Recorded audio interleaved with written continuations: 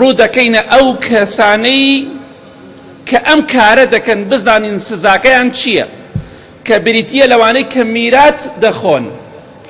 یەکەم خاڵ میراتخۆر ئەوەی کە میراتی خوشک و برا و خوشک و خوشکەزای بردووە، برا و برازای خواردووە، ئەو ئینسانە ئینسانێکی دزە، دزیێکی مەلعون.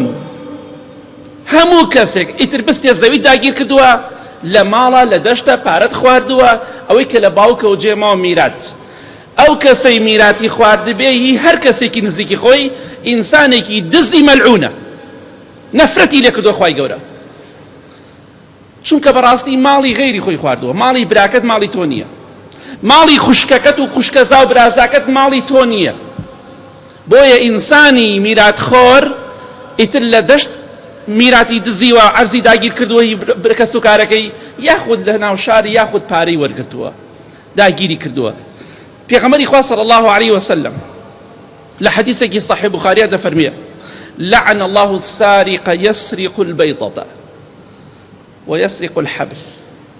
نفرتي خوا لەو کەسە بێ، خوای گەورە و میهرەبان نەفرەتی کردووە، لعنەتی کردووە لەو کەسەی هێلکەیەکە دزێ. هێلکەیەک، یەک هێلکە، خوا نەفرەتی لێ کردووە. واتە خوا دەفەرمێ مادەم هێلکەیەکە دزی لە ڕەحمی من، لە بەهەشتی من بێبەش بە. ئەگەر کەسێ سەروتر بێ لە هێلکە، و دەفەرمی ئەو کەسەی حەبلێک گروسێک بدزێ نەفرەتی خوای لێ بێ. پێغەمبەری خوا فەرمێ صلی الله عليه وسلم. بەڵام زۆرێک لە میرات دزەکان نەک گوریسیان نەدزیوە، نەک هێلکەیان نەدزیوە، بە گوریس. جاران عەزە فرۆشرا بە مەتنەوە بە گوریس بوو، ئێستا بە گوریس داگیری کردووە، نەک گوریسەکەی دزی بێ. بۆیە پێت ئەڵێم وەڵاهی ماڵی ئەوان بۆ تۆ حەڵاڵ نییە تۆ دزی، دزێکیشی نەفرەتت لێکراوە، چونکە دزەکەی تۆ لە دزینی هێلکەیە گەورەترە.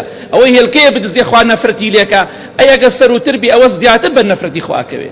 بۆیە ئەگەر مافی کەسێکت خواردووە، عەرزی تاپۆ یا غەیری تاپۆی، گرنگەوەی باوکتە جێماوە، هی باپیرەتە جێماوە، بیگەڕێنەوە هەتا لەژێر نەفرەتی خوا دەرچیت.